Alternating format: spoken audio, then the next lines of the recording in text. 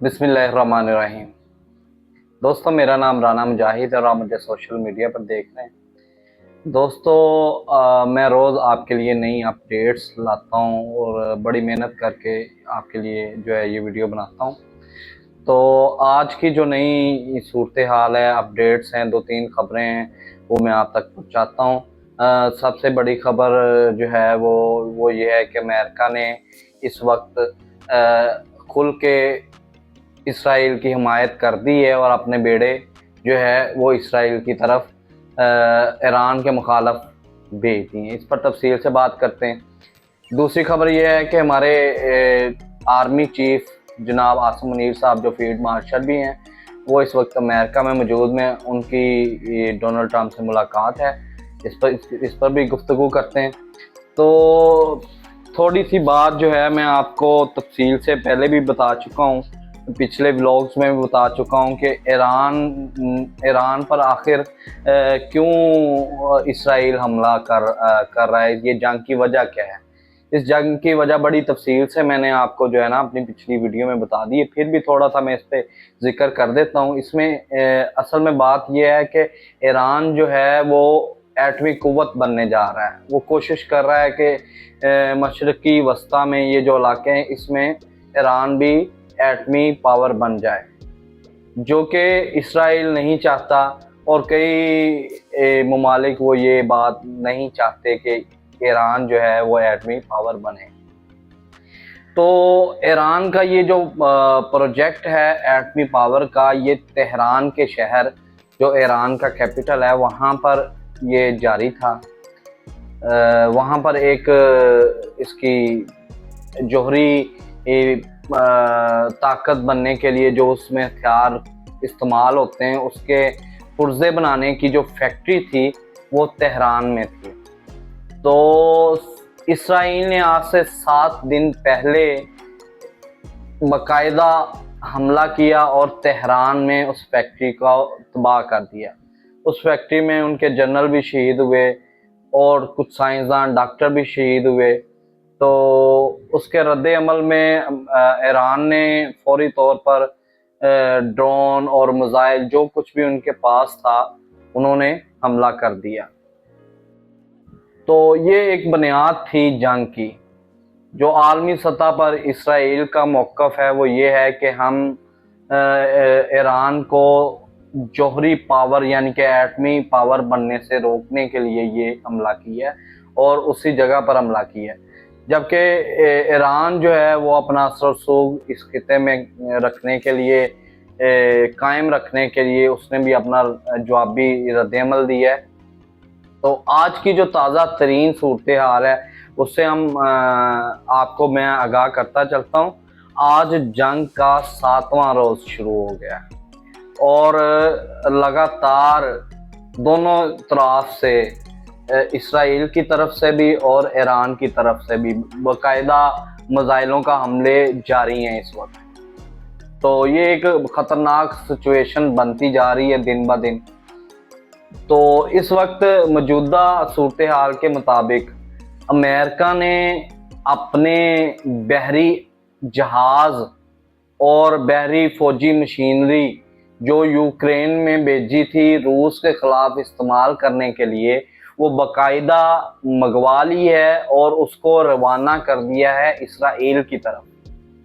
ये एक जो है एक अलार्मिंग सिचुएशन बनती जा रही है। ये एक बड़ी जंग की तरफ सिचुएशन जा रही है। तो अमेरिका का मौक़िफ़ ये है कि वो इसराइल की हिमायत करेगा और ईरान की मुखालफत करेगा, ये उसने खुलकर बता दिया है।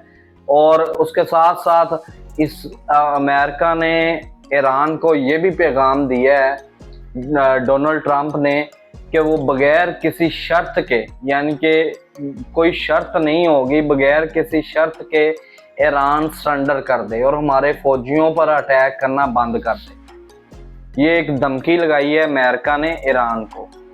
तो इस सूरत हाल में मैं तो ये बात नहीं समझता कि ईरान कभी भी पीछे हटेगा।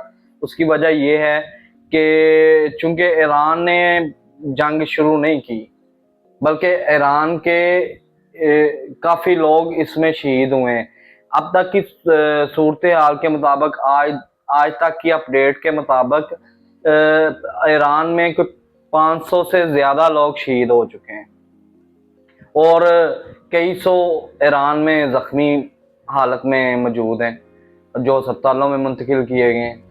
तो ये एक सूरत हाल, इस सूरत हाल में ईरान कभी भी, मेरा ख्याल है, कभी भी सरेंडर नहीं करेगा। तो अमेरिका इस बात पर दबाव भी डाल रहा है।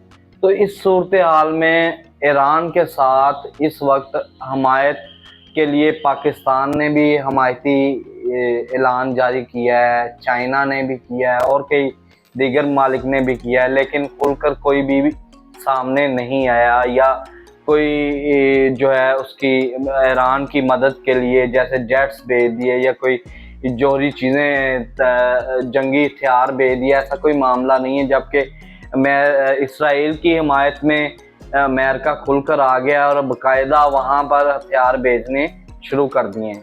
तो ये आज की ईरान की और इसराइल की करंट सिचुएशन है।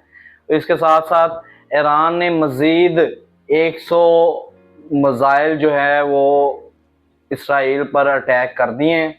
अभी ताज़ा तरीन ये खबर है। उसके बाद आपको एक और बात फील्ड मार्शल आसम मुनीर साहब की तरफ ले चलते हैं। वो इस वक्त अमेरिका में मौजूद हैं। उनकी सदर ट्रंप से मुलाकात मतवक्को है। तो हम तो यही उम्मीद करते हैं कि वो कोई ऐसा इकदाम उठाएंगे जिससे मुसलमानों की हिमायत होगी या ये जंग बंदी होगी, क्योंकि अगर ये जंग बंदी ना हुई तो ये जंग पूरे खित्ते में फैल सकती है। ये मशरकी वस्ता से निकलकर एक आलमी जंग की सूरत हाल इख्तियार कर सकती है। क्योंकि चाइना वो भी, उसने भी ऐलान किया है ईरान की हिमायत में। ये तब तक जंग बंद नहीं हो सकती जब तक चाइना खुद इस जंग में, जिस तरह अमेरिका इसराइल की जंग में कूदा है, इसी तरह चाइना खुद इस जंग में कूदेगा नहीं। उस वक्त तक ये जंग बंद नहीं होगी और ये एक बहुत ख़तरनाक सूरत हाल है। इस जंग के इम्पैक्ट क्या है? इसकी वजह से तेल बहुत महंगा हो रहा है और आने वाले वक्त में इसके असरात पाकिस्तान में भी आपको नज़र आएंगे। तेल, बिजली की कीमतें महंगी होंगी, डॉलर जो ऊपर जाएगा, इस खित्ते की करेंसी जो है वो डी वैल्यू होगी। तो ये सारी सूरत हाल इस जंग के नतायज होंगे।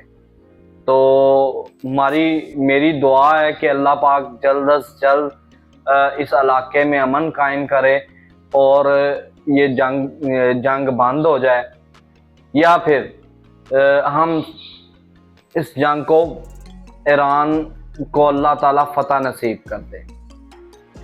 तो नाजरीन, अगर आपको ये वीडियो मालूमाती लगी है तो आप इस वीडियो को लाइक कर दें, चैनल को सब्सक्राइब कर दें, दोस्तों के साथ लाजमी शेयर करें और अपनी कीमती राय जो है वो कमेंट्स में लाजमी दें, जिससे पता चलता है हम कैसा काम कर रहे हैं, हमारी वीडियो कैसी बन रही है। तो अपनी कीमती राय कमेंट्स में देना मत भूलिएगा। बहुत शुक्रिया। अल्लाह हाफिज़। पाकिस्तान जिंदाबाद।